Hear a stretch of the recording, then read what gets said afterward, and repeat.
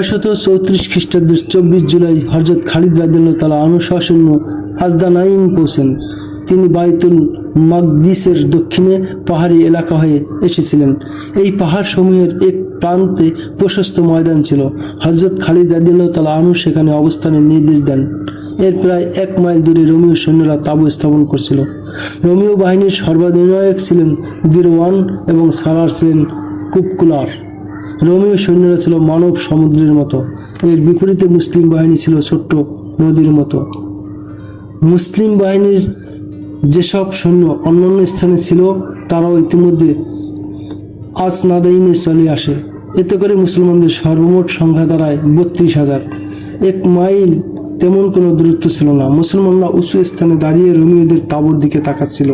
তাদের দৃষ্টি সীমা পর্যন্ত শুধু মানুষ আর ঘোড়া ছিল। 2-3 দিন পর হযরত খালিদ রাদিয়াল্লাহু তাআলা আনহুকে জানানো হয় যে মুসলিম বাহিনীর মাঝে কিছুটা ভীতির ভাব পরিলক্ষিত হচ্ছে। ঐতিহাসিকগণ লিখেন, হযরত খালিদ রাদিয়াল্লাহু তাআলা আনহু এর সঙ্গে যে 9,000 সৈন্য ছিল তাদের মধ্যে বিন্দুমাত্র ভয় বা ভীতি ছিল না, কেননা তারা ঈসাই গাসসানীয় রোমীয়দের বিরুদ্ধে লাগাতার লড়ে আসছিল। তারা রোমীয়দের সাংখ্যাধিক্য দেখে ভরকে যায়নি। অন্যান্য বাহিনীর মনোবল বৃদ্ধির জন্য হযরত খালিদ রাদিয়াল্লাহু তাআলা আনহু ক্যাম্পে সৈন্যদের মাঝে ঘুরতে থাকেন। তিনি যেখানে দাঁড়াতেন তার চারপাশে মুজাহিদরা এসে জমা হতো। হযরত খালিদ রাদিয়াল্লাহু তাআলা আনহু সব স্থানে একই কথা বলেন, ইসলামের সৈনিকরা, আমি জানি তোমরা একসঙ্গে এত সৈন্য ইতিপূর্বে দেখোনি, কিন্তু তোমরা ইতিপূর্বে এমন বড় বাহিনীকে পরাস্ত করেছো। খোদার কসম, তোমরা ভীত হয়ে পড়লে হেরে যাবে। যদি তোমরা এদের বিরুদ্ধে বিজয় অর্জন করতে পারো তাহলে রোমীয়রা চিরতরে শেষ হয়ে যাবে। আল্লাহর নামে লড়াই করবে, ইসলামের জন্য যুদ্ধ করবে। যদি তোমরা রণে ভঙ্গ দাও তাহলে দোজখের আগুনে জ্বলবে। লড়াই শুরু হয়ে গেলে নিজ নিজ যুদ্ধ সারি ঠিক রাখবে। সারিতে বিশৃঙ্খলা সৃষ্টি হতে দিবে না। রণাঙ্গনে পা দৃঢ় রাখবে। যতক্ষণ পর্যন্ত আমার পক্ষ হতে নির্দেশ না পাবে কিছু হটবে না আর হামলাও করবে না। আল্লাহ তোমাদের সঙ্গে আছেন। রাসূলুল্লাহ সাল্লাল্লাহু আলাইহি ওয়াসাল্লামের পবিত্র রূহ তোমাদের দেখছেন। ওদিকে রোমীয়দের সালার দিরওয়ান তার কমান্ডারদের বলছিল, রোমীয়গণ শোনো, রোম সম্রাট কায়সারকে অপমানের হাত থেকে বাঁচানো তোমাদের দায়িত্ব।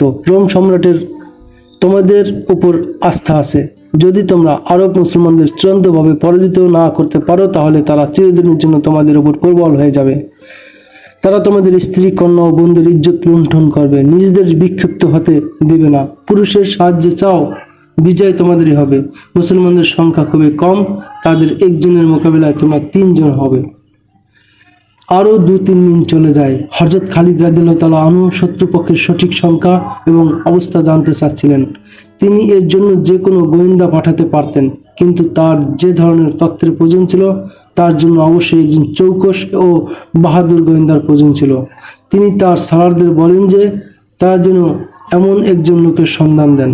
ইবনে ওয়ালিদ সালার জাররার বিন আজওয়ার বলেন, আমি কি এই কাজটি করতে পারবো না?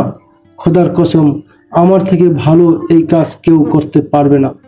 জাররার সেই সালার ছিলেন যিনি বসরার যুদ্ধে নিজের বর্মই শুধু খুলেছিলেন না, বরং জামাও খুলে ফেলে কোমর পর্যন্ত শরীর নগ্ন করে ফেলেছিলেন এবং এমন জজবার সঙ্গে লড়েছিলেন যে সমস্ত সৈন্যের মধ্যে তার জজবা অনেক গুণ শক্তি বৃদ্ধি করেছিল। হ্যাঁ, ইবনুল আজওয়ার হযরত খালিদ রাদিয়াল্লাহু তাআলা আনহু বলেন, তুমি ছাড়া এই কাজ আর কেউ করতে পারবে না। তুমি ভালো করে জানো যে সেখানে তোমার দেখার কি কি আছে। জাররার জামা খুলে ছুঁড়ে ফেলেন এবং কোমর পর্যন্ত নগ্ন হয়ে যান। তিনি অশ্বপৃষ্ঠে চেপে বসেন। তার এই অবস্থা দেখে হযরত খালিদ রাদিয়াল্লাহু তাআলা আনহু সহ অন্যান্য সালাররা হেসে ওঠেন। খোদা হাফেজ আমার বন্ধুগণ। জাররার মৃদুভাবে ঘোড়া ছুটিয়ে দেন। আল্লাহ তোমাকে নিরাপদে রাখুন। ইবনুল আজওয়ার হযরত খালিদ রাদিয়াল্লাহু তাআলা আনহু বলেন, রোমীয়দের অবস্থান স্থলের নিকটেই একটি উঁচু পর্বত শৃঙ্গ ছিল। জাররার নিচে ঘোড়া রেখে পর্বত শৃঙ্গে ওঠেন। মুসলমান আর রোমীয়দের তাঁবুর মাঝে 1 মাইল এলাকা ফাঁকা ছিল। 2 বাহিনীর প্রহরীরা এই এলাকায় টহল দিয়ে ফিরছিল। প্রহরীরা ছিল সবাই অশ্বারোহী। রোমীয় সেন্ট্রিরা জাররাকে দেখতে পাওয়ার অবস্থায় ছিল না। জাররার সেন্ট্রিদের চোখ ফাঁকি দিয়ে পর্বত শৃঙ্গে উঠে পড়েন। অপর পার্শ্বের সেন্ট্রিরা তাকে দেখে ফেলে। জারজার দ্রুত নিচে আসেন এবং ঘোড়া চেপে বসেন। তাকে ধরার জন্য রোমীয় অশ্বারোহীরা পর্বত শৃঙ্গের উভয় দিকে থেকে আসে। তাদের সংখ্যা ঐতিহাসিকদের মধ্যে 30 জন ছিল। জারজার ঘোড়ার পদাঘাত করেন কিন্তু ঘোড়াকে দ্রুত চালান না। রোমীয় অশ্বারোহীরা ঘোড়া দ্রুত চালায় না। তারা এই ধারণায় সতর্কতা অবলম্বন করে যে হয়তো আশেপাশে মুসলিম সেন্ট্রিরা থাকবে। তারপরেও রোমীয় সওয়াররা জারজারের পশ্চাদ্ধাবনে অব্যাহত রাখে। জারজার সাধারণ গতিতে চলছিলেন। রোমীয় অশ্বারোহীরা তাকে ঘিরে ফেলতে চারদিকে ছড়িয়ে যায় এবং তারা পরস্পর হাতে পৃথক হতে থাকে। জারজার তাদের বিক্ষিপ্ত হওয়ারই অপেক্ষা করছিলেন। তার কাছে বর্শা ছিল। মুসলিম শিবির কাছাকাছি এসে গিয়েছিল। হঠাৎ জারজার দ্রুত গতিতে ঘোড়াকে পেছনে সরিয়ে আসেন এবং ঘোড়ায় পদাঘাত করেন। তার লক্ষ্য ওই রোমীয় অশ্বারোহীর প্রতি ছিল যে তার কাছাকাছি ছিল। তিনি ওই রোমীয় অশ্বারোহীর কাছে পৌঁছেই বর্শা দ্বারা তাকে আঘাত করেন। আঘাত ছিল জোরদার। রোমীয় আকস্মিক আক্রমণ সামলাতে পারে না। জারজারের আক্রমণ অপ্রত্যাশিত ছিল। বর্ষার আঘাতে ঘোর সাওয়ার মাটিতে লুটিয়ে পড়ে। অপর রোমীয় অশ্বারোহী কিছু বুঝে ওঠার আগেই জারজার তার পার্শ্বদেশে বর্শা ছুড়ে মারে। বর্শা তার পার্শ্বদেশে ঢুকে যায়। ইতিমধ্যে তৃতীয় অশ্বারোহী জারজার পানি এগিয়ে এলে জারজারের বর্শা তাকেও এপর ওপর করে দেয়। মুসলমানদের শিবির কাছাকাছি ছিল। তারপরও রোমীয়রা জারজারকে ঘেরাও করার চেষ্টা করছিল। জারজার ছিলেন নামকরা অশ্বারোহী। তিনি রোমীয়দের আয়ত্তে আসছিলেন না। রোমীয়দের সংখ্যা ছিল 27 জন। জারজার পালিয়ে যাবার পরিবর্তে তাদের ঘেরাওয়ের মাঝে থেকেই বারবার প্রান্ত বদল করছিলেন। তার বর্শা একটি আঘাতও ব্যর্থ হয় না। ওকিদি এবং তাওবারি লিখেন, জারজার বর্শার পাশাপাশি তলোয়ারও ব্যবহার করেছিলেন। তাদের লিখিত তথ্য অনুযায়ী 30 জনের মধ্যে হতে 19 জন রোমীয় অশ্বারোহীকে হত্যা করেছিলেন। জারজারকে পাকড়াওয়ের আওতায় আনতে চেষ্টারত রোমীয়রা মুসলমানদের তাঁবুর আরও নিকটে চলে গিয়েছিল। এতে অনেক মুসলমান জারজারকে সাহায্য করতে এগিয়ে আসার প্রস্তুতি নেয়। রোমীয়রা ধৃত হওয়ার আশঙ্কা শেষ মুহূর্তে অনুমান করে ফেলে এবং জারজারকে ছেড়ে পালিয়ে যায়। জারজার যখন তাঁবুতে পৌঁছেন তখন মুজাহিদরা ব্যাপক স্লোগান দিয়ে তাকে অভ্যর্থনা জানায়। কিন্তু জারজার হযরত খালিদ রাদিয়াল্লাহু তাআলা আনহু এর সামনে গেলে খালিদ রাদিয়াল্লাহু তাআলা আনহু এর চেহারায় নারাজির ভাব ফুটে উঠল। আমি তোমাকে কি কাজে পাঠিয়েছিলাম? হযরত খালিদ রাদিয়াল্লাহু তাআলা আনহু অসন্তোষের ভঙ্গিতে বলেন, আর তুমি শত্রুদের সঙ্গে লড়াই শুরু করছো? তুমি কি স্বীয় দায়িত্বের ব্যাপারে বেইনসাফি করনি? ইবনে ওয়ালিদ জারজার বিন আজওয়ার বলেন, খোদার কসম, যদি আপনার নির্দেশ এবং অসন্তুষ্টির খেয়াল আমার না থাকতো তাহলে যে রোমীয়রা প্রাণ নিয়ে চলে গেছে তারাও ফিরে যেতে পারতো না। তারা আমাকে ঘিরে ফেলছিল। বাধ্য হয়ে আমাকে অস্ত্র হাতে তুলে নিতে হয়। এরপরে হযরত খালিদ রাদিয়াল্লাহু তাআলা আনহু আর কাউকে রোমীয় শিবিরে গোয়েন্দাগিরি করার জন্য পাঠাননি। আরও 3-4 দিন চলে যায়। হযরত খালিদ রাদিয়াল্লাহু তাআলা আনহু এর বাহিনী বিশ্রাম করে নেয়। কিন্তু হযরত খালিদ রাদিয়াল্লাহু তাআলা আনহু দিন রাত জেগে থাকতেন, চিন্তা ভাবনা করতেন এবং তাঁবুতে পায়চারি করতেন। নিজেদের থেকে 3 গুণ বেশি শক্তিধর শত্রুকে পরাজিত করা তো অনেক দূরের কথা, তাদের সঙ্গে মোকাবিলায় নামটাও বড় বাহাদুরি ছিল। কিন্তু হযরত খালিদ রাদিয়াল্লাহু তাআলা আনহু বিজয় ছাড়া অন্য কিছু ভাবতেন না। তিনি প্রতিদিন সন্ধ্যায় সালার ও কমান্ডারদের ডেকে তাদের থেকে পরামর্শ নিতেন এবং তাদের বিভিন্ন দিক নির্দেশনা দিতেন। রোমীয় ক্যাম্পে কিছুটা অন্যরকম অবস্থা সৃষ্টি হয়েছিল। তাদের সালার কুপকুলার মনোবল ভেঙে পড়ছিল। অনেক ঐতিহাসিক বিশ্বত ওকিদি এই ঘটনা বিস্তারিতভাবে লিখেছেন। আমি বড়ই ভাগ্যবান হতাম যদি আমি মুসলিম বাহিনী হতে দূরে থাকতাম। সালার কুপকুলার তার সর্বাধিনায়ক দিরওয়ানকে বলে, আমার এমন মনে হচ্ছে যে এই যুদ্ধে তারা আমাদের বিরুদ্ধে জয়ী হবে। এমন অনর্থক কথা আজ প্রথমবারের মতো আমি শুনলাম। দিরওয়ান বলে, কখনো এক ব্যক্তি কি 3 ব্যক্তির বিরুদ্ধে বিজয়ী হয়েছে? এমন কয়েকবারই হয়েছে। কুপকুলার বলে, হ্যাঁ, এমনটি কয়েকবার হয়েছে। দিরওয়ান বলে, আর তারা তোমার মতো 3 ব্যক্তি ছিল যারা রণাঙ্গনে নামার আগেই মনোবল হারিয়ে ফেলছিল। সে কি একজন ছিল না যে আমাদের 30 জন অশ্বারোহীর মধ্যে হতে 19 জনকে মেরে ফেলেছে? কুপকুলার বলে, 30 জন অশ্বারোহী একজনকে কাবু করতে পারেনি। তারা ছিল ভীতু কাপুরুষ। দিরওয়ান বলে, আর তুমি হলে সালার। তুমি এটাও ভুলে গেছো যে রণাঙ্গনে কাপুরুষের সাজা হলো মৃত্যুদণ্ড। তবে তার আগে আমাকে বলো যে তোমার হলোটা কি? তুমি কি মুসলমানদের জাদুর শিকার হয়েছো? যখন থেকে একজন মুসলমান আমাদের 30 জন লোকের মোকাবিলা করেছে এবং তাদের মধ্যে 19 জন একজনের হাতে মারা গেছে, তখন থেকে আমি চিন্তায় ডুবে গেছি যে একজনের মাঝে এত শক্তি কোথা হতে আসে। সালার কুপকুলার বলে, আমি এক আরব ইসাইকে মুসলমানদের ক্যাম্পে পাঠিয়েছিলাম। সে 3-4 দিন মুসলিম রূপে তাদের তাঁবুতে থাকে। কাল সে ফিরে এসেছে। সে যা কিছু বলেছে তা থেকে আমি বুঝেছি যে তাদের শক্তির উৎস কোথায় এবং কি। সে কি বলেছে? দিওয়ান জিজ্ঞাসা করে। আমি তাকে সঙ্গে করে এনেছি, কুপকুলার বলে। পুরো বৃত্তান্ত তার মুখ থেকে শুনুন। গোয়েন্দাকে ডাকা হয়। দিরওয়ান তাকে জিজ্ঞাসা করে যে মুসলিম শিবিরে সে কি দেখছে। সর্বাধিনায়কের মর্যাদা রোম সম্রাটের মতো। গোয়েন্দারা শ্রদ্ধার সঙ্গে বলে, আমি তাদের তাঁবুতে আজব লোক দেখছি। যারা নিজেদেরকে মুসলমান বলে পরিচয় দেয় তারা আমাদের মতো নয়। তুমি এতদিন তাদের মাঝে কিভাবে থাকলে? দিরওয়ান জানতে চায়, তোমাকে কেউ সন্দেহ করেনি? আমি তাদের ভাষায় কথা বলতে পারি, গোয়েন্দা জবাবে বলে। তাদের নিয়মকানুন জানি, তাদের ধর্মমত ও ইবাদত পদ্ধতি সম্পর্কে অবগত। তারা নিজেদের ফৌজে আপনাদের মতো ভর্তি করে না। যে কেউ তাদের ফৌজে সামিল হতে চাইলে নিজস্ব অস্ত্র ও ঘোড়া নিয়ে সামিল হয়ে যায়। আমি মুসলমান রূপে তাদের ফৌজে সামিল হয়ে গিয়েছিলাম। আমি ওই মুসলমানদের মাঝে কিছু নতুন রীতিনীতি দেখেছি। রাতে তারা ইবাদতে বন্দিগিরি করে আর দিনের বেলায় এমন যুদ্ধ হয় যেন তারা লড়াই করা ও মরা ছাড়া কিছুই জানে না, বুঝে না। নিজেদের আকীদা বিশ্বাস সংরক্ষণ এবং তার প্রচার প্রসারের জন্য লড়াই করা এবং জীবন কোরবান করাকে তারা নিজেদের ঈমানী দায়িত্ব বলে মনে করে। তাদের প্রত্যেক সৈন্য এমনভাবে কথা বলে যেন সে কোনো সালারের নির্দেশ দেয় নয়, বরং নিজস্ব স্বার্থে লড়াই করতে এসেছে। তারা সকলে এক পর্যায়ের। পোশাক দেখে সালার ও সৈনিকের পার্থক্য বোঝা যায় না। আমি তাদের মাঝে সমতার পাশাপাশি ইনসাফও দেখেছি। যদি তাদের শাসক কিংবা আমিরের ছেলেও চুরি করে তাহলে তারও হাত কাটা হয়। যদি কেউ কোনো মহিলার সঙ্গে জিনা ব্যভিচার করতে গিয়ে ধরা পড়ে তাহলে তাকে জনসম্মুখে দাঁড় করিয়ে পাথর মারতে মারতে মেরে ফেলা হয়। তারা এত শান্ত যেন তাদের কোনো উদ্বেগ ও টেনশন নেই। জনাব, যদি আমাকে মাফ করেন তাহলে আরও বলবো, আমাদের সৈন্যদের মাঝে সেই গুণ বৈশিষ্ট্য নেই যা আমি মুসলমানদের মধ্যে দেখে এসেছি। মুসলমানদের কোনো বাদশা নেই। আমাদের সৈন্যরা বাদশার নির্দেশে লড়ে। তারা যখন দেখে যে বাদশা তাদের দেখছে না তখন তারা জান বাঁচানোর জন্য চেষ্টা করে। মুসলমানরা এক আল্লাহকে একমাত্র বাদশা বলে মনে করে এবং বলে যে আল্লাহ সর্বস্থানে বিদ্যমান এবং তিনি সবসময় আমাদের দেখেন।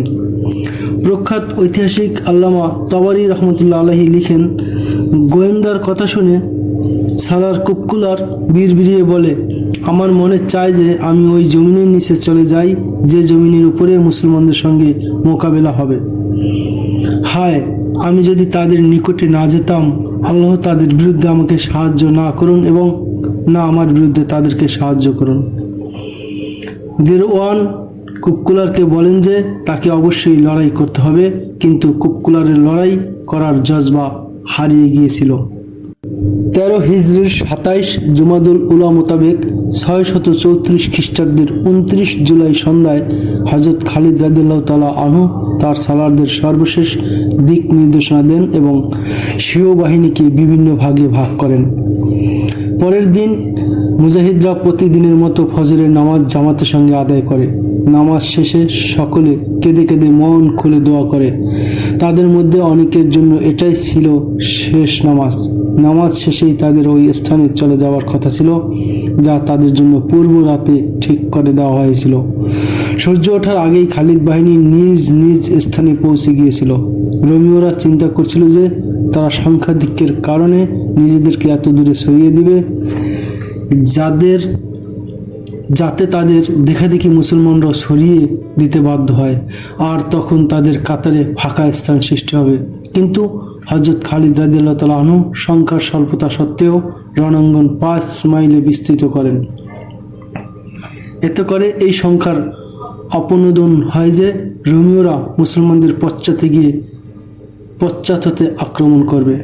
হযরত খালিদ রাদিয়াল্লাহু তাআলা আনহু বিজ্ঞচিত দ্বিতীয় কাজ এই করেন যে স্বীয় বাহিনীর মুখ পশ্চিমমুখী রাখেন, যাতে সূর্য থাকে তাদের পেছনে আর রোমীয়দের সামনে। এতে করে রোমীয়দের চোখে সূর্যের আলো পড়ার কারণে তারা চোখ ঠিকমতো খুলতে পারবে না। সিরায়তীয় নিয়ম অনুযায়ী হযরত খালিদ রাদিয়াল্লাহু তাআলা আনহু তার বাহিনীকে 3 অংশে বিভক্ত করেন। এক পার্শ্ব বাহিনীর সালার ছিলেন সাঈদ বিন আমের, দ্বিতীয় পার্শ্ব বাহিনীর সালার হন আমিরুল মুমিনিনের ছেলে হযরত আব্দুর রহমান রাদিয়াল্লাহু তাআলা আনহু, মধ্যম বাহিনীর কমান্ডার ছিলেন হযরত মুয়াজ বিন জাবাল রাদিয়াল্লাহু তাআলা আনহু। হযরত খালিদ রাদিয়াল্লাহু তাআলা আনহু উভয় পার্শ্ব বাহিনীর হেফাজত অথবা সংকটকালে তাদের সাহায্যে পৌঁছার এই ব্যবস্থা করেছিলেন যে প্রত্যেক বাহিনীর সামনে আরেকটি ইউনিট দাঁড় করিয়ে দিয়েছিলেন। হযরত ইয়াজিদ বিন আবু সুফিয়ান যে 4000 সৈন্যের সালার ছিলেন, হযরত খালিদ রাদিয়াল্লাহু তাআলা আনহু তাদেরকে মধ্যম বাহিনীর পেছনে সংরক্ষিত রেখেছিলেন। সেখানে এই সৈন্যের প্রয়োজন এ কারণে ছিল যে তথায় মহিলা ও বাচ্চারা ছিল। হযরত খালিদ রাদিয়াল্লাহু তাআলা আনহু সালারের মর্যাদা সম্পন্ন কিছু লোককে নিজের সঙ্গে রেখেছিলেন। উদ্দেশ্য এই ছিল যে কোনো স্থানে সালারের প্রয়োজন দেখা দিলেই সেখানে তাদের একজনকে পাঠিয়ে দিবেন। তারা ছিলেন উল্লেখযোগ্য ও অভিজ্ঞ 4 জন সালার: হযরত আব্দুল্লাহ ইবনে উমর রাদিয়াল্লাহু তাআলা আনহু, হযরত আমর ইবনুল আস রাদিয়াল্লাহু তাআলা আনহু, হযরত জাররার বিন আজওয়ার, রাফে ইবনে উমাইরা। সূর্য উদিত হলে রোমীয় সেন্ট্রিরা তাদের সালারদের জানায় যে মুসলমানরা যুদ্ধ বিন্যাসে প্রস্তুত হয়ে গেছে। এই সংবাদে রোমীয়দের মাঝে হইচই পড়ে যায়। তাদের এই আশঙ্কা অমূলক ছিল যে মুসলমানরা তাদের প্রস্তুতি নেওয়ার সুযোগ দিবে না। রোমীয় সালাররা দ্রুত সৈন্যদের প্রস্তুত করে মুসলমানদের সামনে এনে দাঁড় করিয়ে দেয়। উভয় বাহিনীর মাঝে ব্যবধান ছিল মাত্র 880 গজের মতো। হযরত খালিদ রাদিয়াল্লাহু তাআলা আনহু তার রণাঙ্গন 5 মাইলের মতো লম্বা করে দিয়েছিলেন। রোমীয়রা তাদের রণাঙ্গন আরও বিস্তৃত করতে পারত, কিন্তু তারা তাদের রণাঙ্গন প্রায় ততটুকু দীর্ঘ রেখেছিল যতটুকু হযরত খালিদ রাদিয়াল্লাহু তাআলা আনহু রেখেছিলেন। এতে হযরত খালিদ রাদিয়াল্লাহু তাআলা আনহু-এর পেরেশানি দূর হয়ে যায় যে রোমীয় সৈন্যরা ঘুরে মুসলমানদের পশ্চাতে গিয়ে আক্রমণ করতে পারে। তবে রোমীয় সৈন্যদের গভীরতা বেশি, বরং অনেক বেশি ছিল। এক প্লাটুন সৈন্যের পিছনে আরেক প্লাটুন, তার পিছে আরেক প্লাটুন ছিল।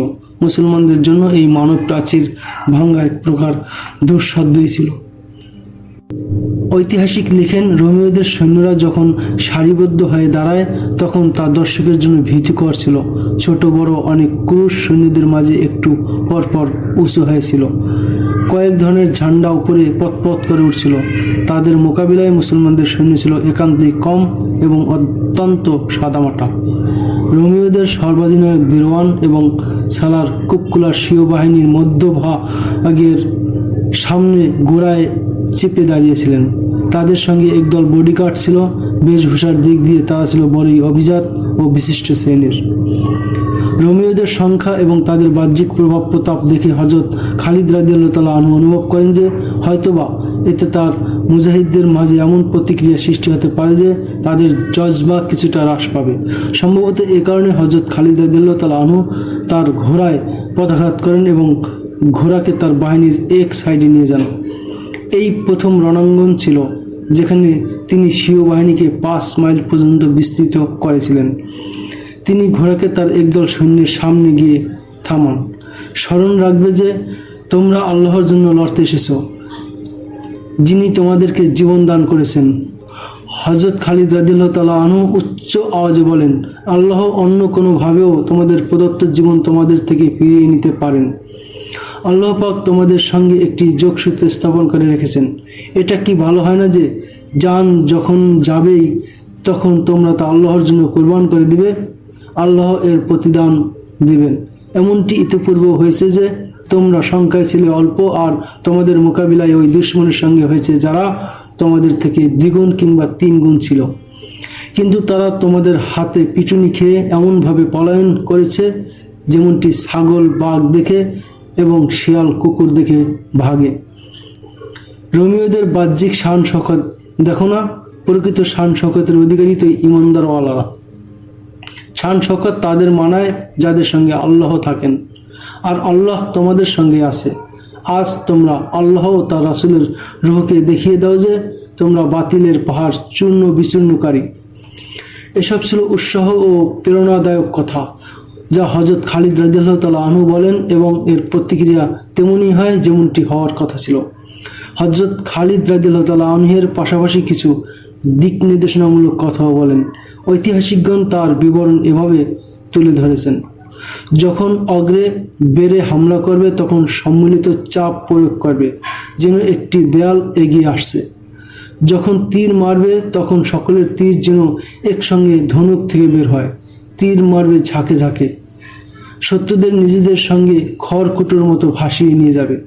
হযরত খালিদ সমস্ত ইউনিটের সামনে গিয়ে থামেন এবং সবাইকে উক্ত কথাগুলো বলেন। এরপর তিনি পশ্চাতে থাকা নারীদের কাছে যান। তোমরা দোয়া করতে থাকবে স্বামীদের জন্য, ভাইদের জন্য এবং পিতাদের জন্য। হযরত খালিদ রাদিয়াল্লাহু তাআলা আনহু মহিলাদের নিকট গিয়ে বলেন, তোমরা দেখতে পাচ্ছ যে দুশমনের সংখ্যা কত বেশি এবং তাদের তুলনায় আমরা কত কম। এমন হতে পারে যে দুশমন আমাদের সারি ভেদ করে পশ্চাতে চলে আসবে। খোদার কসম, আমার আশা যে তখন তোমরা নিজেদের ইজ্জত ও জান বাঁচাতে পুরুষদের মতো অস্ত্র হাতে তুলে নিবে। আমরা তাদেরকে যথাসম্ভব তোমাদের পর্যন্ত পৌঁছতে দেব না, কিন্তু অনাকাঙ্ক্ষিত কিছু ঘটে যেতে পারে, তাই তোমাদের সাবধান ও কর্তব্য সম্পর্কে সচেতন করলাম। অলিদের পুত্র এক মহিলা বলে, আপনি আমাদের সামনে অগ্রসর হয়ে যুদ্ধ করার অনুমতি দিচ্ছেন না? পুরুষরা জীবিত থাকতে তোমরা মহিলারা কেন লড়বে?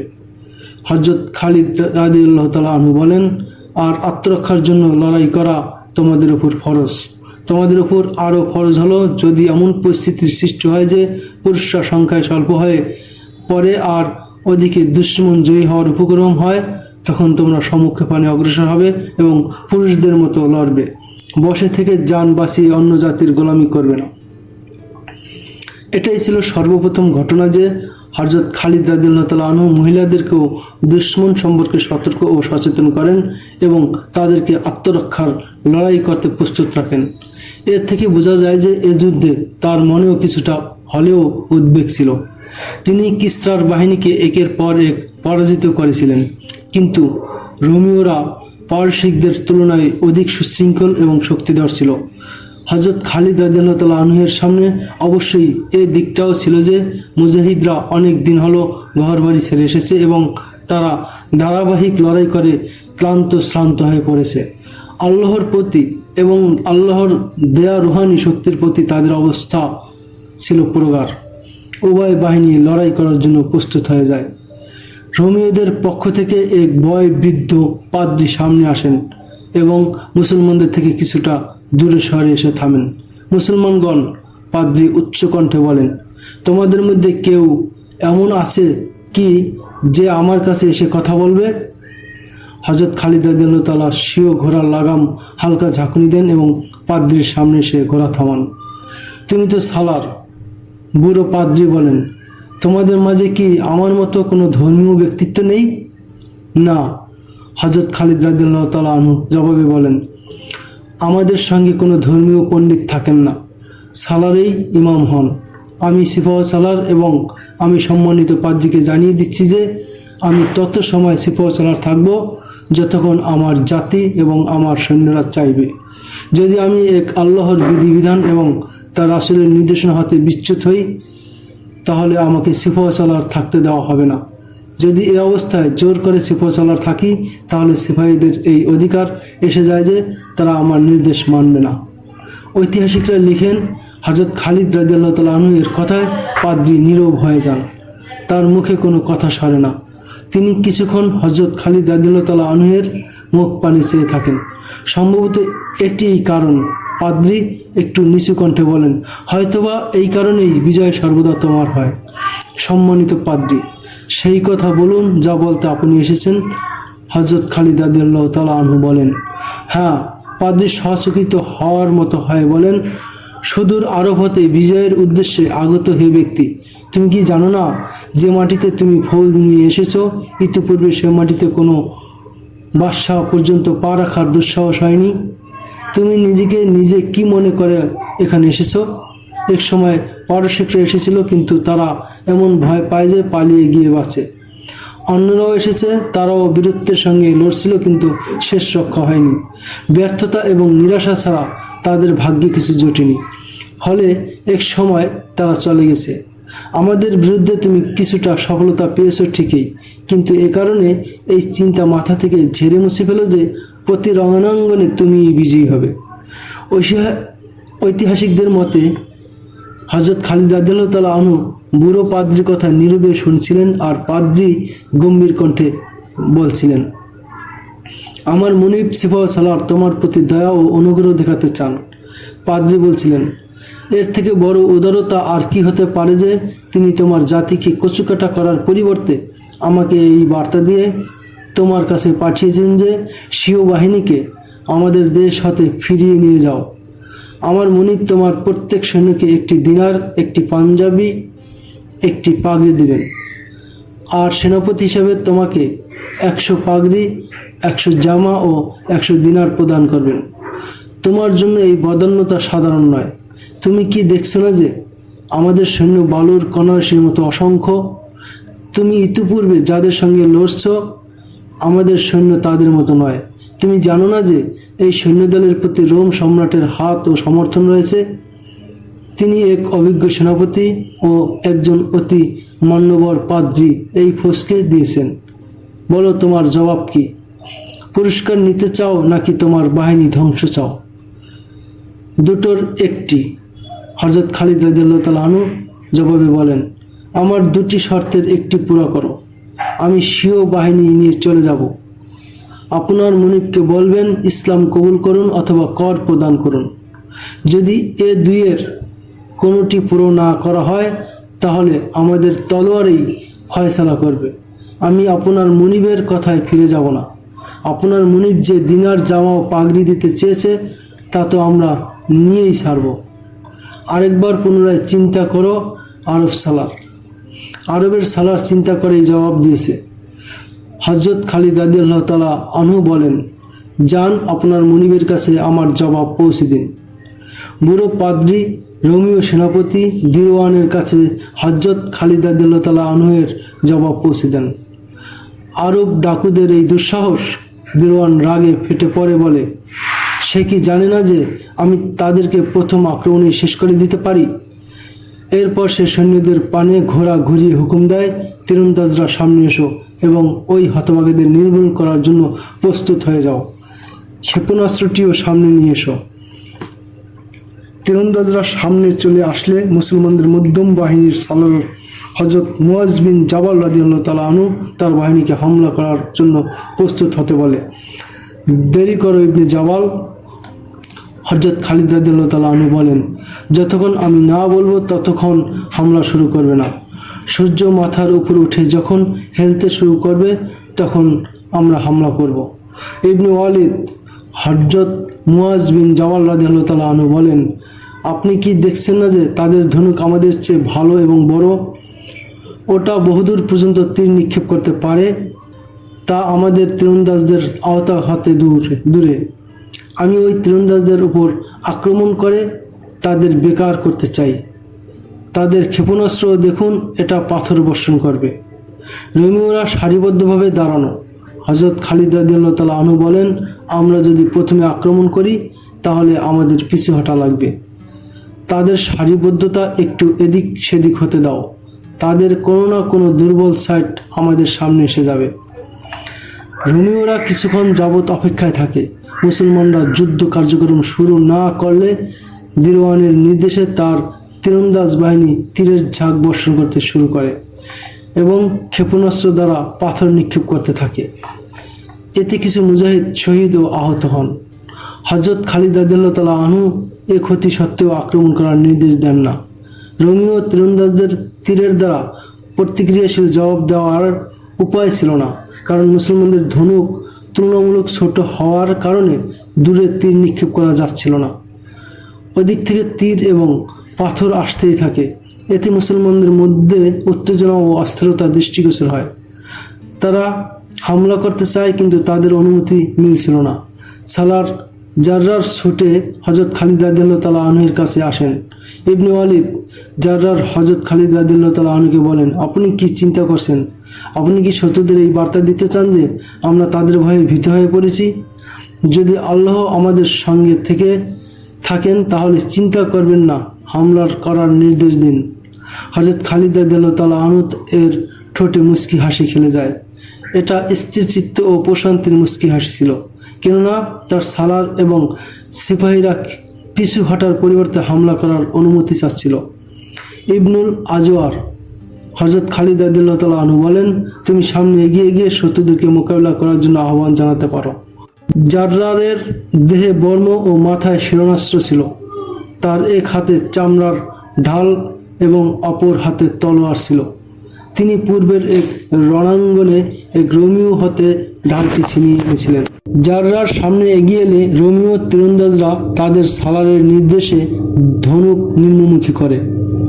এটা তৎকালীন যুগের প্রথা ছিল যে সৈন্যদের মুখোমুখি যুদ্ধ শুরু হওয়ার পূর্বে উভয় বাহিনী হতে কোনো এক লোক বের হয়ে শত্রু বাহিনীর কাউকে তার মোকাবিলা করার জন্য আহ্বান জানাতো। ওদিক থেকে এক লোক সামনে আসতো এবং উভয় জীবন মরণের খেলায় নামতো। একে মল্লযুদ্ধ বলে। এই লড়াই শেষ হলে মূল লড়াই শুরু হতো। মল্লযোদ্ধা যুদ্ধে নেমে শত্রুর উদ্দেশ্যে অপমানকর কথাবার্তা বলতো। জাররার বিন আজওয়ার রোমিও বাহিনীর সামনে যান এবং তাদেরকে তার সঙ্গে ভাগ্য পরীক্ষা করার জন্য আহ্বান জানান। আমি সাদা চামড়াধারীদের জন্য মৃত্যুবার্তা নিয়ে এসেছি। রোমিওরা শোনো, আমি তোমাদের হত্যাকারী। আমি আল্লাহর গজব হয়ে তোমাদের উপর পড়ব। আমার নাম জাররার বিন আজওয়ার। নিয়ম হিসাবে জাররারের মোকাবিলা করার জন্য রোমিও বাহিনী হতে একজন আসার কথা ছিল, কিন্তু 4-5 জন রোমিও অশ্বারোহী সামনে আসে। জাররার প্রথমে তার শিরোনাস্ত্র খুলে ফেলেন, এরপর বর্ম খুলে ফেলেন, পরে গায়ের জামাও খুলে ফেলেন। জাররারের মধ্যে যেমন ছিল শক্তি তেমন ছিল হিম্মত। জাররার একই সঙ্গে একাধিক লোকের সঙ্গে মোকাবিলা করার বিশেষ যোগ্যতা রাখতেন। জাররারের মোকাবিলা করার জন্য যে রোমিওরা আসে তাদের মধ্যে 2 জন সালারও ছিল।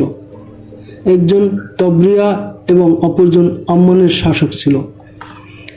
বাকিরাও কোনো সাধারণ সিপাহী ছিল না, তারাও ছিল কমান্ডারের মর্যাদা সম্পন্ন। তারা জাররারকে ঘেরাও করতে ঘোড়ার মুখ ঘোরায়। জাররার হঠাৎ ঘোড়া চালিয়ে দেন এবং যখন তিনি আম্মানের শাসকের নিকট দিয়ে অতিক্রম করেন তখন এই সালার নিজের ঘোড়ার পিঠেই দুভাগ হয়ে যায়। এরপর ঘোড়া থেকে গড়িয়ে নিচে পড়ে যায়। জাররারের তলোয়ার তার পার্শ্বদেশে দিয়ে তার দেহে গভীরভাবে গেঁথে গিয়েছিল। আবার স্বাচ্ছন্দ্যে জাররারের ঘোড়া ঘোরে এবং আরেক রোমিও তার তলোয়ারের কেটে পড়ে যায়। জাররার এমন চাল চালতেন এবং এমন সুকৌশলে প্রান্ত বদল করতেন যে রোমিও অশ্বারোহীদের 2-3 ঘোড়া পরস্পরের ধাক্কা খেত অথবা একটি অপরটির আগে চলে যেত। এই সুবর্ণ সুযোগে থেকে ফায়দা উঠিয়ে জাররার তাদের মধ্যে হতে একজনকে তার তলোয়ার দিয়ে কেটে ফেলতেন। কোনো রোমিও অশ্বারোহী পরে গেলে মুসলমানরা অত্যন্ত জোশের সঙ্গে নারা ধ্বনি দিতেন। জাররারের অবস্থা এমন হয়েছিল যেন তার মাঝে অস্বাভাবিক শক্তি এসে গেছে। তার মোকাবিলায় আগত বেশিরভাগ অশ্বারোহীকে তিনি হত্যা করেন। তাদের মধ্যে হতে 1-2 জন যদিও মারাত্মক আহত হয়েছিল, কিন্তু তারা ধাবমান ঘোড়ার পদতলে পরে পিষে যায়। 2 জন অশ্বারোহী রোমিও পালিয়ে নিজের বাহিনীতে চলে যায়। জাররার বিজয়ীর ভঙ্গিতে রক্তঝরা তরবারি উঁচিয়ে নাড়াতে থাকেন এবং রোমিওদের তার মোকাবিলায় আসার জন্য আহ্বান করছিলেন। আমি সাদা চামড়াধারীদের হত্যাকারী। রোমিওরা শোনো, আমার তরবারি তোমাদের রক্তের পিপাসু। ঐতিহাসিক ওকিদি ইবনে হিশাম এবং তবারি লিখেন, এবার 10 জন অশ্বারোহী রোমিও ঘোড়া ছুটিয়ে আসে। এরা সকলেই সালার হতে এক ধাপ নিচের পদধারী রোমিও ছিল। হযরত খালিদ রাদিয়াল্লাহু তাআলা আনহু 10 অশ্বারোহীকে ময়দানে আসতে দেখে স্বীয় বডিগার্ড বাহিনী হতে 10 জনকে নির্বাচন করে তাদের আগে পাঠান। রোমিও অশ্বারোহীরা জাররারের দিকে আসছিল। হযরত খালিদ রাদিয়াল্লাহু তাআলা আনহু নারাধ্বনি দেন, খোদার কসম, আমি জাররারকে একাকী রাখব না। এর পরপর তিনি 10 অশ্বারোহীকে ইশারা করে নিজের ঘোড়া চালিয়ে দেন। 10 অশ্বারোহী তার সঙ্গে সঙ্গে যায়। রোমীয় অশ্বারোহীদের দৃষ্টি নিবদ্ধ ছিল জাররারের প্রতি। ইতিমধ্যে হযরত খালিদ রাদিয়াল্লাহু তাআলা আনহু আর তার সঙ্গী 10 জন রোমীয় অশ্বারোহীদের উপর ঝাঁপিয়ে পড়েন। একই সময়ে জাররারের তলোয়ারও নড়েচড়ে ওঠে। রোমীয়রা মোকাবিলা করার চেষ্টা করে, কিন্তু হযরত খালিদ রাদিয়াল্লাহু তাআলা আনহু ও তার সঙ্গীদের তীব্র আক্রমণ রোমীয়দের এক পাও এগোতে দেয় না এবং সকলেই কেটে দুভাগ হয়ে যায়। রোমীয় সালার এই ঘটনাকে তার নিজের জন্য বেইজ্জতি মনে করে এবং আরও বেশি সৈন্যকে মল্লযুদ্ধ করার জন্য পাঠায়। জাররার তাদের মধ্যকার 2-3 জনকে খতম করে দেন। মোকাবিলায় আসা প্রত্যেক রোমীয়দের সঙ্গে জাররারই মোকাবিলা করতে চান, কিন্তু হযরত খালিদ রাদিয়াল্লাহু তাআলা আনহু তাকে পেছনে ডেকে আনেন এবং অন্যান্য মুজাহিদদের পালাক্রমে সামনে পাঠাতে থাকেন। প্রতিবার মল্লযুদ্ধে মুজাহিদরাই জয়ী হয়। উভয় বাহিনীর মাঝে বহু সংখ্যক রোমীয়র লাশ পড়েছিল। ঐতিহাসিক তথ্য মতে এই মল্লযুদ্ধের কার্যক্রম প্রায় 2 ঘন্টার মতো চলে এবং সূর্য ওই স্থানে এসে যায় যেখানে আসলে হযরত খালিদ রাদিয়াল্লাহু তাআলা আনহু আক্রমণ করতে চেয়েছিলেন। মল্লযুদ্ধ চলাকালে রোমীয় তীরন্দাজ বাহিনী ও পাথর নিক্ষেপকারী বাহিনী নীরবে দাঁড়িয়েছিল। মল্লযুদ্ধ শেষ হওয়ার আগেই হযরত খালিদ রাদিয়াল্লাহু তাআলা আনহু তার বাহিনীকে মূল যুদ্ধ শুরু করার নির্দেশ দেন। এটা ছিল সাধারণ মানের হামলা। ইতিপূর্বে রোমীয় তীরন্দাজ বাহিনী এবং পাথর নিক্ষেপকারী বাহিনী বড় বাধা ছিল। তাদের নিশ্চুপ দেখে হযরত খালিদ রাদিয়াল্লাহু তাআলা আনহু হামলা চালিয়েছিলেন। হামলা এত জোরালো এবং মুজাহিদদের মাঝে এমন রণমূর্তি ছিল যে রোমীয় সর্বাধিনায়ক দিরওয়ান কোনো কুটচাল চালার সুযোগই পায় না। সে তার বাহিনীর সামনে দাঁড়িয়ে মোকাবিলা দেখছিল। ঘোরতর যুদ্ধ শুরু হলে সে পেছনে চলে গিয়ে নিজের জীবন বাঁচায়। সম্ভাবনা তো এই ছিল যে দিরওয়ান সংখ্যাধিক্যের সুবাদে তার পার্শ্ব বাহিনীকে আরও সরিয়ে দিয়ে মুজাহিদ বাহিনীকে পেছনে রেখে সামনে অগ্রসর হবে এবং মুজাহিদদের পশ্চাতে যাওয়ার চেষ্টা করবে, কিন্তু তখন তার এতটুকু বুদ্ধিও ছিল না। সে তার বাহিনী সরিয়ে দেওয়ার পরিবর্তে সৈন্যদের গভীরতাকে বেশি করেছিল, অর্থাৎ এক প্লাটুনের পেছনে আরেক প্লাটুন রেখেছিল। তার এই বিন্যাস মূলত ভালো ছিল, কিন্তু হযরত খালিদ রাদিয়াল্লাহু তাআলা আনহুর চাল তার বিন্যাসকে তার জন্য একটি সমস্যা বানিয়ে দেয়। মুসলিম বাহিনী সামনের দিক থেকে হামলা করলে রোমীয়দের অগ্রবাহিনী পিছু হটতে থাকে। এতে পেছনে থাকা বাহিনীকে আরও পেছনে সরে যেতে হয়। এভাবে পিছিয়ে আসার ফলে সৈন্যবিন্যাস ভেঙে পড়ে। এতে মুসলমানদের অনেক লাভ হয়। এটা ঘোরতর এবং রক্তক্ষয়ী যুদ্ধ ছিল। সূর্য পশ্চিম পানে ঢেলে পড়ছিল। হযরত খালিদ রাদিয়াল্লাহু তাআলা আনহু অনুভব করেন যে সৈন্যরা ক্লান্ত হয়ে পড়েছে। তিনি মুজাহিদ বাহিনীকে রণাঙ্গন থেকে সরে আসার নির্দেশ দেন। এতে এমন হয় যে রোমীয় সালাররাও এমনটাই চাচ্ছিল, ফলে সেও রোমীয়দের পেছনে সরিয়ে নেওয়া ভালো মনে করে। যখন উভয় বাহিনী পেছনে সরে যায় তখন জানা যায় যে হাজার হাজার রোমীয় নিহত হয়েছে এবং আহতদের সংখ্যাও অসংখ্য। এর বিপরীতে মুসলমানদের ক্ষয়ক্ষতি খুব সামান্যই ছিল। সূর্য অস্ত যাওয়ার উপক্রম, তাই উভয় বাহিনীর কারো আক্রমণ করার উপায় ছিল না। এভাবে প্রথম দিনের মতো যুদ্ধ শেষ হয়। রাতে উভয় পক্ষের সালাররা নিজ নায়েব সালারদের ডেকে পাঠায় এবং নিজেদের ক্ষয়ক্ষতির পরিমাণ নিরূপণ করে। আগামী দিনের কার্যক্রম সম্পর্কেও মত বিনিময় করে। রোমীয়দের প্রধান সালার দিরওয়ানের কনফারেন্সে উত্তেজনা ও গরম ভাব বেশি ছিল। দিরওয়ান সাফ জানিয়ে দেয় যে যুদ্ধ এমনভাবেই যদি চলে যেমনটি আজ হয়েছে, তাহলে ফলাফল স্পষ্ট যে তার ফল কি হবে। আমি কি প্রথমেই বলছিলাম না? দিরওয়ানের সালার কুপকুলার বলে, আমি এখনও বলছি যে আরও চিন্তা করুন এবং কারণ খুঁজে বের করুন যে প্রতি রণাঙ্গনে মুসলমানদেরই শুধু বিজয় অর্জিত হচ্ছে কেন এবং সেই বৈশিষ্ট্য আমাদের সৈন্যদের মাঝে কেন আসছে না। আজকের লড়াইয়ের চিত্র দেখে আমাদের বিজয় সুদূর পরাহত ও সন্দেহপূর্ণ মনে হচ্ছে। তবে কি তুমি বলতে চাও যে আমরা ময়দান ছেড়ে পালিয়ে চলে যাই? দিরওয়ান বলে, আমি উপস্থিত সবাইকে বলছি, সকলে নিজ নিজ মত ব্যক্ত করুন যে আমরা মুসলমানদেরকে কিভাবে পরাজিত করতে পারি। কুপকুলারের ঠোঁটে এক আজব ধরনের মুচকি হাসি দেখা যায়। তিনি কোনো মন্তব্য করেন না। এছাড়া অন্যান্য সালাররা নিজ নিজ অভিমত পেশ করে। এসব সালারদের মতামত বিভিন্ন রূপ ছিল, তবে একটি বিষয়ে সকলের মধ্যে ঐক্যমত ছিল, আর তা হলো সবাই একথা বলে যে মুসলমানদের অবশ্যই পরাজিত করতে হবে। আর তা হবে এমন পরাজয় যাতে বেঁচে থাকবে শুধু যুদ্ধবন্দীরা। যদি খালিদ তাদের মাঝে না থাকে তাহলে তাদের পরাজিত করা সহজ, এক সালার বলে। সে যেদিকেই যায় তার প্রসিদ্ধ ও ত্রাস তার আগে আগে চলতে থাকে। আমাদের মানতে হবে যে মুসলমানদের এই সালারের মাঝে এত বেশি সমরদক্ষতা আছে যা অনেক কম সালারের মধ্যে থাকে। আমি একটি পরামর্শ দিতে চাই, সকলের দৃষ্টি পরামর্শকের দিকে নিবদ্ধ হয়। মুসলমানদেরকে খালিদ থেকে বঞ্চিত করা হোক।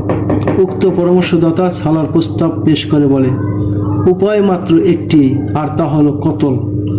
আগামীকালের যুদ্ধের সময় তাকে হত্যা করার চেষ্টা করা হবে, দিরওয়ান বলে। এটা কোনো পরামর্শ হলো না, আজ পর্যন্ত রণাঙ্গনে তাকে কেউ হত্যা করতে পারেনি।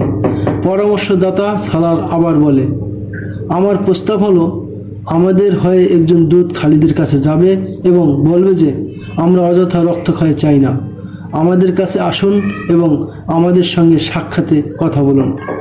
সে যখন আমাদের সালার দিরওয়ানের সঙ্গে কথা বলার জন্য আসবে তখন কমপক্ষে 10 জন লোক প্রতিমধ্যে ওত পেতে থাকবে। তারা খালিদকে এভাবে হত্যা করবে যে তার দেহ টুকরো টুকরো হয়ে যাবে। খুব ভালো প্রস্তাব, দিরওয়ান বলে। আমি এখনই এর ব্যবস্থা করছি, দাউদকে ডাকো। কিছুক্ষণ পরে দাউদ নামীয় এক ইসাই সালার দিরওয়ানের সামনে এসে দাঁড়ায়। দাউদ দিরওয়ান ওই আরব ইসাইকে সম্বোধন করে বলে, এখনই মুসলিম তাবুতে যাও এবং তাদের প্রধান সেনাপতি খালিদ বিন ওয়ালিদকে খুঁজে বলবে যে আমি রোমিও সালারের দূত।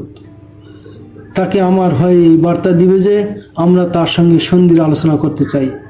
সেজন্য কাল সকালে আসে এবং আমাদের সঙ্গে কথা বলে যে কোন কোন শর্তে সন্ধি হতে পারে। তাকে এটাও জানাবে এই আলোচনায় শুধু সে এবং আমি একা থাকব, আমাদের কারো সঙ্গে একজন বডিগার্ডও থাকবে না। দাউদ সাধারণ লোক ছিল না এবং সে ফৌজি লোকও ছিল না। সে রোম সম্রাটের এক ধরনের দূত ছিল এবং তার মর্যাদা দিরওয়ান হতে এক ধাপ নিচে ছিল। দিরওয়ান, দাউদ বলে, আমার মতে আপনি রোম সম্রাটের নির্দেশ লঙ্ঘন করছেন। সম্রাটের নির্দেশ কি এই নয় যে মুসলমানদের ধ্বংস ও বরবাদ করে দাও? আমি বুঝতে পারছি না আপনি সন্ধির আলোচনা কার নির্দেশে করছেন। আমি সন্ধির প্রস্তাব নিয়ে যেতে পারবো না। তাহলে তো তোমাকে আমাদের গোপন আলোচনার ভাগিদার বানাতে হয়, দিরওয়ান বলে। আমি মুসলমানদের নির্মূলেরই পরিকল্পনা করছি। আমি খালিদ বিন ওয়ালিদকে সন্ধি নামিয়ে ধোঁকা দিতে চাই। সে যদি আমার বার্তা মোতাবেক আসে তাহলে আমার কাছে তার লাশ পৌঁছবে।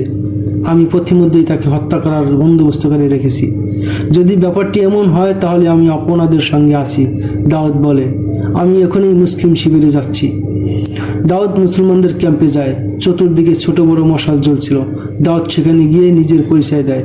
সে রোমিওদের দূত, মুসলমানদের সেনাপতির জন্য বার্তা নিয়ে এসেছে।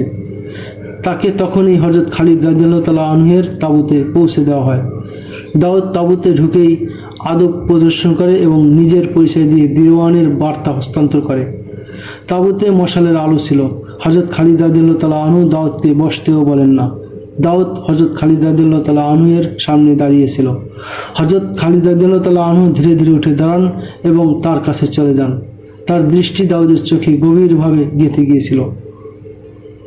তিনি দাউদকে কিছুই বলেন না, তার চোখে নিজের চোখ নিবদ্ধ রেখে দেখতেই থাকেন। হযরত খালিদ রাদিয়াল্লাহু তাআলা আনহু দীর্ঘদেহী এবং বলিষ্ঠ ছিলেন। তার ব্যক্তিত্বের পূর্ণ প্রতাপ তার চোখের চাহনির মধ্যে ছিল। তৎযুগের তথ্যপত্র হতে জানা যায় যে হযরত খালিদ রাদিয়াল্লাহু তাআলা আনহুর চোখের সামনে কলিজাওয়ালাই কেবল দাঁড়াতে পারত। এটা ইমানি প্রতাপ ছিল এবং চোখের এই দুটির মধ্যে নবী প্রেম নিঃসিক্ত ও নিংড়িত ছিল। এছাড়াও হযরত খালিদ রাদিয়াল্লাহু তাআলা আনহুর নাম সিরিয়ার ভূখণ্ডে ভীতি ও ত্রাসে পরিণত হয়েছিল। হযরত খালিদ রাদিয়াল্লাহু তাআলা আনহু দাউদকে দেখতেই থাকেন। দাউদের ভেতরটা পিশাচরূপী ছিল, ফলে সে হযরত খালিদ রাদিয়াল্লাহু তাআলা আনহুর নুরানি দৃষ্টির তীব্রতা সহ্য করতে পারে না। ঐতিহাসিকরা লিখেন, হযরত খালিদ রাদিয়াল্লাহু তাআলা আনহু এর চেহারায় একটি বা দুটি ক্ষতের দাগ ছিল, যা তার চেহারাকে বিকৃত না করলেও ক্ষতস্থানের একটি আলাদা প্রতিক্রিয়া অবশ্যই ছিল, যা দাউদের জন্য ভীতিকর হয়ে গিয়েছিল। হে আরব সালার, দাউদ কাঁপা কাঁপা কণ্ঠে বলে, আমি সৈন্য নই, দূত মাত্র। সত্য বলো দাউদ।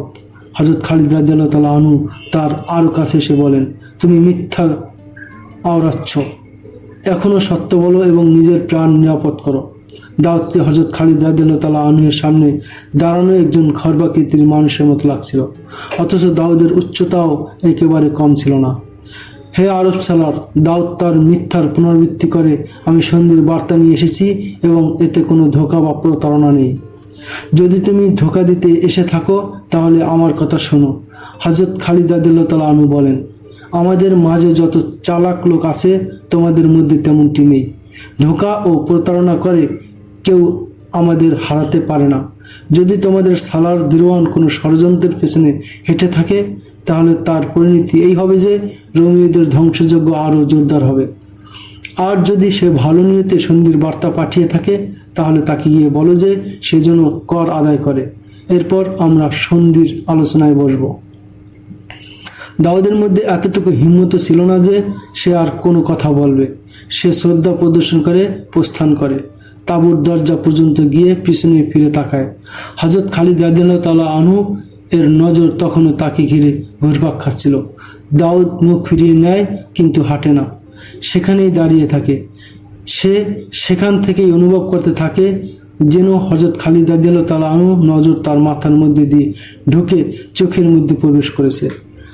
সে আবার হযরত খালিদ রাদিয়াল্লাহু তাআলা আনহুর দিকে ঘোরে এবং হঠাৎ দ্রুত কদমে এসে হযরত খালিদ রাদিয়াল্লাহু তাআলা আনহুর পায়ে পড়ে যায়। ইবনে ওয়ালিদ দাউদ ভগ্ন কণ্ঠে বলে, আমি আপনাকে ধোঁকা দিতে এসেছিলাম। এরপর দাউদ দিরওয়ানের চক্রান্ত বিস্তারিতভাবে ফাঁস করে দেয় এবং এটাও বলে দেয় যে কাল সকালে দিরওয়ানের 10 জন লোক কোনো এক স্থানে ওত পেতে থাকবে। তুমি কি বলতে পারো? হযরত খালিদ রাদিয়াল্লাহু তাআলা আনহু দাউদকে জিজ্ঞাসা করেন, তুমি যেতে যেতে কেন থেমে গেলে এবং তুমি সত্য কথা কেন বললে? সত্য বলার প্রতিদান নেওয়ার জন্য। দাউদ বলে, আমার নগদ টাকা পয়সার প্রয়োজন নেই। যে বাহিনীর সালারের নজর মানুষের দেহে তীরের মতো বিদ্ধ হয় সেই বাহিনীকে কোনো শক্তি পরাজিত করতে পারে না। হে আরবি সালার, আমার অভিজ্ঞতা ও জ্ঞান বলছে যে জয় আপনারই হবে। আমি শুধু এতটুকু প্রতিদান চাই যে যখন আপনি আমার এলাকা কবজা করে নেবেন তখন আমার খানদানের উপর রহম করবেন, তাদের ইজ্জত এবং তাদের জানমালের প্রতি খেয়াল রাখবেন। এরপর সে জানায় যে তার খানদান কোন বসতিতে থাকে। দাউদ ফিরে এসে দিরওয়ানকে জানায় যে সে খালিদকে বার্তা দিয়ে এসেছে এবং খালিদ নির্ধারিত সময় একাকী আসবেন। দাউদ হযরত খালিদ রাদিয়াল্লাহু তাআলা আনহুর ব্যক্তিত্বে এমনভাবে প্রভাবিত হয়েছিল যে সে নিজেকে এ ব্যাপারে ইয়াকিন দিয়েছিল যে এই যুদ্ধে অবশ্যই রোমীয়রা হারবে এবং মুসলমানরা বিজয়ী হবে। সে তার সর্বাধিনায়ককে মিথ্যা বলে যে খালিদ নির্দিষ্ট সময়ে আসবেন। রাত পেরিয়ে সকাল হয়। হযরত আবু উবাইদা রাদিয়াল্লাহু তাআলা আনহু হযরত খালিদ রাদিয়াল্লাহু তাআলা আনহুর কাছে আসেন। হযরত খালিদ রাদিয়াল্লাহু তাআলা আনহু তাকে রোমীয় সালারের চক্রান্তের কথা শোনান। হয়তো সেই গুপ্তঘাতক আমাকে হত্যার জন্য অকুস্থলে পৌঁছে গেছে। হযরত খালিদ রাদিয়াল্লাহু তাআলা আনহু বলেন, আমি চাচ্ছি যে একাই গিয়ে ওই 10 জনকে হত্যা করে আসি। বড় লোভনীয় শিকার এরা। না ইবনে ওয়ালিদ, হযরত আবু উবাইদা রাদিয়াল্লাহু তাআলা আনহু বলেন, এটা আপনার কাজ নয়। 10 লোকের মোকাবিলায় গিয়ে আপনি নিহত বা আহত হতে পারেন। আপনি বড়ই মূল্যবান সম্পদ। এমন করুন যে বাহাদুর দিকে 10 জন লোক বাছাই করুন, তাকে অকুস্থলের ঠিকানা বলে সেখানে পাঠিয়ে দিন। হযরত খালিদ রাদিয়াল্লাহু তাআলা আনহু 10 জন মুজাহিদ নির্বাচন করেন এবং তাদের বলেন যে তাদের কোথায় যেতে হবে এবং কি করতে হবে। এই 10 জনের মধ্যে জাররার বিন আজওয়ারও ছিল। তাকে এই 10 জনের কমান্ডার নিযুক্ত করা হয়। এক প্রসিদ্ধ ঐতিহাসিক এই ঘটনাটি একটু ভিন্নভাবে বর্ণনা করেছেন। তিনি লিখেন, সিদ্ধান্ত এই হয় যে হযরত খালিদ রাদিয়াল্লাহু তাআলা আনহু ও দিরওয়ানের সাক্ষাৎ হবে। দিরওয়ানের সাক্ষাতের এক পর্যায়ে হযরত খালিদ রাদিয়াল্লাহু তাআলা আনহুকে জাপটে ধরবে এবং তার ডাকে ওই ওত পেতে থাকা 10 ব্যক্তি ছুটে এসে হযরত খালিদ রাদিয়াল্লাহু তাআলা আনহুকে কতল করবে। আরও 3 জন ঐতিহাসিক ঘটনাটি এভাবে বর্ণনা করেছেন। যাই হোক, দিরওয়ান তার নির্বাচিত 10 গুপ্তঘাতককে রাতের শেষ প্রহরে অন্ধকারে থাকতে ওত পাততে পাঠিয়ে দিয়েছিল। হযরত খালিদ রাদিয়াল্লাহু তাআলা আনহুও প্রায় একই সময় তাদের হত্যা করতে 10 জন মুজাহিদ প্রেরণ করেন। এর পাশাপাশি হযরত খালিদ রাদিয়াল্লাহু তাআলা আনহু তার সালারদের বলেন তারা যেন গতকালের মতো যুদ্ধ বিন্যাসে রণাঙ্গনে দাঁড়িয়ে যায় এবং হামলা করার জন্য প্রস্তুত থাকে। দিরওয়ান মুসলমানদের যুদ্ধে বিন্যস্ত অবস্থায় দেখে তার বাহিনীকে যুদ্ধ বিন্যাসে বিন্যস্ত হওয়ার নির্দেশ দেয় এবং সকাল হতেই সে শাহী জঙ্গি পোশাক পরে ওই স্থানে চলে যায় যেখানে সে হযরত খালিদ রাদিয়াল্লাহু তাআলা আনহুর সঙ্গে সাক্ষাৎ করতে তাকে ডেকেছিল। ওদিকে ঠিক সময়ে হযরত খালিদ রাদিয়াল্লাহু তাআলা আনহু এসে যান এবং উভয়ে একে অপরের সামনে দাঁড়িয়ে যায়। এসো আরবের বুদ্ধ। দিরওয়ান হযরত খালিদ রাদিয়াল্লাহু তাআলা আনহুকে বলে, তুমি এবং তোমার লোকেরা আরবে না খেয়ে মরতে থাকো, তারপরেও তুমি রোম সম্রাটের শাহী বাহিনীর সঙ্গে মোকাবিলা করতে এসেছো। এসো লুটেরা, আমি কি জানি না যে তোমরা সেখানে নিকৃষ্ট গরিবনা জীবনযাপন করছো? এসো রোমীয় কুত্তা। হযরত খালিদ রাদিয়াল্লাহু তাআলা আনহু রাগান্বিত কণ্ঠে বলেন, আমি তোমাকে শেষবারের মতো বলছি যে হয়তো ইসলাম কবুল করো নতুবা কর দাও। দিরওয়ান চোখের পলকে ঝাঁপিয়ে পড়ে হযরত খালিদ রাদিয়াল্লাহু তাআলা আনহুকে বাহুবন্ধনে আবদ্ধ করে। এসো এসো। দিরওয়ান তার বাহিনীর 10 জনকে ডাক দেয় যারা নিকটবর্তী কোথাও লুকিয়েছিল। হযরত খালিদ রাদিয়াল্লাহু তাআলা আনহু কম শক্তিধর ছিলেন না, কিন্তু দিরওয়ানের শক্তিও কোনো অংশে কম ছিল না। হযরত খালিদ রাদিয়াল্লাহু তাআলা আনহু দিরওয়ানের বাহুবন্ধন হতে সামান্য মুক্ত হতে জোর প্রয়াস চালান যাতে খাপ থেকে তলোয়ার বের করতে পারেন, কিন্তু পেরে ওঠেন না। তিনি দেখেন যে ইউনিফর্ম পরা 10 রোমীয় সৈন্য তাদের দিকে দৌড়ে আসছে। এতে হযরত খালিদ রাদিয়াল্লাহু তাআলা আনহু এটাকে জীবনের শেষ মুহূর্ত বলে ভাবতে থাকেন। তার আশা ছিল যে জাররার এবং তার সঙ্গী 9 জন মুজাহিদ উৎপেতে থাকা 10 রোমীয়দের হত্যা করে ফেলেছেন, কিন্তু এখন দিরওয়ানের ডাকে 10 জনই ছুটে আসছিল। এতে হযরত খালিদ রাদিয়াল্লাহু তাআলা আনহু ভাবেন যে হযরত জাররার এবং তার এর সঙ্গী রোমীয়দের হাতে নিহত হয়েছে অথবা তারা সময়মতো বুঝতে পারেনি। রোমীয় লেবাসধারী 10 জন যখন আরও কাছে এসে তখন তাদের একজন তার শিরোনাস্ত্র বর্ম ও জামা খুলে ছেড়ে মারে এবং আল্লাহ আকবার নারাধ্বনি দেয়। তখন হযরত খালিদ রাদিয়াল্লাহু তাআলা আনহু দেখেন যে এ তো জাররার। তিনি বাকি 9 জনকেও যখন কাছ থেকে দেখেন তখন জানতে পারেন যে তারা তারই নির্বাচিত মুজাহিদ দল। এই তামাশা জাররার বিন আজওয়ার করেছিলেন। তিনি উৎপেতে থাকা রোমীয়দের অত্যন্ত ঠান্ডা মাথায় হত্যা করিয়েছিলেন। অতঃপর তাদের পোশাক খুলে নিজেরা পরে নেন। তিনি জানতেন যে দিরওয়ান তাদেরকে ডাকবে, তাই তারা দিরওয়ানের ডাক বেরিয়ে আসেন। দিরওয়ান খুশি হয়েছিল এইভাবে যে তার চক্রান্ত সফল হয়েছে। পেছনে সরে আসুন ইবনে ওয়ালিদ। জাররার তলোয়ার বের করে বলেন, এটা আমার শিকার। একথা বলে তিনি দিরওয়ানের দিকে আস্তে আস্তে অগ্রসর হন। তোমার কসম খেয়ে বলছি, দিরওয়ান হযরত খালিদ রাদিয়াল্লাহু তাআলা আনহুকে বলে, তুমি আমাকে তোমার তলোয়ার দ্বারা হত্যা করো এবং এই শয়তানকে আমার থেকে দূরে রাখো। জাররার নিজেকে ত্রাসের মূর্ত প্রতীক বানিয়ে রেখেছিলেন। দিরওয়ান জাররারকে মল্লযুদ্ধে রোমীয়দের কাটতেও দেখছিল। তার ভয় ছিল যে জাররার তাকে তিলে তিলে কষ্ট দিয়ে মারবে। তার জন্য এই মুহূর্তে পালিয়ে যাওয়া অসম্ভব ছিল। সে চাচ্ছিল যে তাকে দ্রুত হত্যা করা হোক। হযরত খালিদ রাদিয়াল্লাহু তাআলা আনহু জাররারকে ইশারা করেন এবং জাররার তার হাত তার দিকে বাড়িয়ে দেন। জাররার তার তলোয়ার হযরত খালিদ রাদিয়াল্লাহু তাআলা আনহুকে প্রদান করেন। দিরওয়ান তার মুখ অন্যদিকে ঘুরিয়ে নেয়। হযরত খালিদ রাদিয়াল্লাহু তাআলা আনহু এক কোপ দিলে দিরওয়ানের মাথা ধর থেকে পৃথক হয়ে মাটিতে গিয়ে পড়ে। হযরত খালিদ রাদিয়াল্লাহু তাআলা আনহু দিরওয়ানকে হত্যা করে আর বিলম্ব করেন না। তৎক্ষণাৎ শিহু বাহিনীর কাছে যান এবং তাদেরকে হামলা করার নির্দেশ দেন। এদিনের হামলাও গত দিনের মতো ছিল। হযরত খালিদ রাদিয়াল্লাহু তাআলা আনহু সম্মুখ এবং দুপার্শ্ব বাহিনীকে একযোগে আক্রমণ করার নির্দেশ দেন। তিনি সালার ইয়াজিদ এর নেতৃত্বে 4000 মুজাহিদকে রিজার্ভ রাখেন। মুসলমানরা হামলা করত এবং পিছনে সরে আসতো, এরপর আবার হামলা করত। রোমীয়রা সংখ্যায় অনেক বেশি ছিল, কিন্তু তাদের সর্বাধিনায়ক তাদের মাঝে ছিল না। তার স্থলে সালার কুপকুলার যুদ্ধ পরিচালনা করছিল। রোমীয়রা দৃঢ়তার সঙ্গে যুদ্ধ করছিল, কিন্তু মুসলমানদের হামলা ছিল প্রলয়ঙ্কারী। তাদের সালার সাধারণ সিপাহীর মতো লড়ছিল। স্বয়ং হযরত খালিদ রাদিয়াল্লাহু তাআলা আনহু সালার হাতে সিপাহী হয়ে গিয়েছিলেন। রোমীয় সালার লড়াই করতো না, বরং নির্দেশ দিত মাত্র। কিন্তু এ যুদ্ধে সে মুসলমান সাহারদের দেখা দেখি নিজেও সিপাহীদের মতো লড়তে থাকে। যুদ্ধের প্রচণ্ডতা এবং রক্তক্ষয় বেড়েই চলছিল। কোনো পক্ষে কোনো চাল চালতে পারছিল না। অধিক ক্ষতি রোমীয়দের হচ্ছিল। তাদের সৈন্য স্তরের পর স্তর সাজানো ছিল। হযরত খালিদ রাদিয়াল্লাহু তাআলা আনহু এটা ভেবে জোরদার হামলা করেছিলেন যে শত্রুদের সর্বাধিনায়ক মারা গেছে, আর মুজাহিদরা এটা দেখে তীব্র আক্রমণ করছিল যে রোমীদের সংখ্যা এত বেশি যে তারা একে অন্যের মাঝে হারিয়ে গেছে। হযরত খালিদ রাদিয়াল্লাহু তাআলা আনহু হামলার আরেকটি অধ্যায় শুরু করতে চাচ্ছিলেন, যার জন্য তিনি মোক্ষম সুযোগের অপেক্ষায় ছিলেন। কয়েক ঘন্টা পর তিনি সেই সুবর্ণ সুযোগ পেয়ে যান। উভয় বাহিনী ক্লান্ত হয়ে পড়ছিল। রোমীয়রা ইতিমধ্যে জানতে পারছিল যে তাদের সেনাপতি তাদের মাঝে নেই। অবশ্য রোমীয় অন্য সালাররা বীর বিক্রমে লড়ছিল এবং লড়াচ্ছিল। যখন উভয় পক্ষ ক্লান্তিতে শরীর ভেঙে আসছিল, ঠিক সেই সময় হযরত খালিদ রাদিয়াল্লাহু তাআলা আনহু হযরত ইয়াজিদ বিন জাওয়ালের নেতৃত্বে যে 4000 মুজাহিদকে রিজার্ভে রেখেছিলেন তাদেরকে শত্রুপক্ষের সমুখ্য বাহিনীর উপর হামলা করার নির্দেশ দেন। এই 4000 মুজাহিদ ছিল তাজাদম ও চান্দা। তারা যুদ্ধে অংশ নেওয়ার জন্য অস্থির হয়ে উঠছিল এবং নারাধ্বনি দিয়ে নিয়ন্ত্রণহীন হয়ে যাচ্ছিল। যুদ্ধের নির্দেশ পাওয়া মাত্রই তারা শত্রুর উপর বাঁধ ভাঙ্গা জ্বরের মতো আসছে পড়ে এবং এমন কঠিন হামলা চালায় যে রোমীয়দের কাটতে কাটতে বুর্জ ভেদ করে চলে যায়।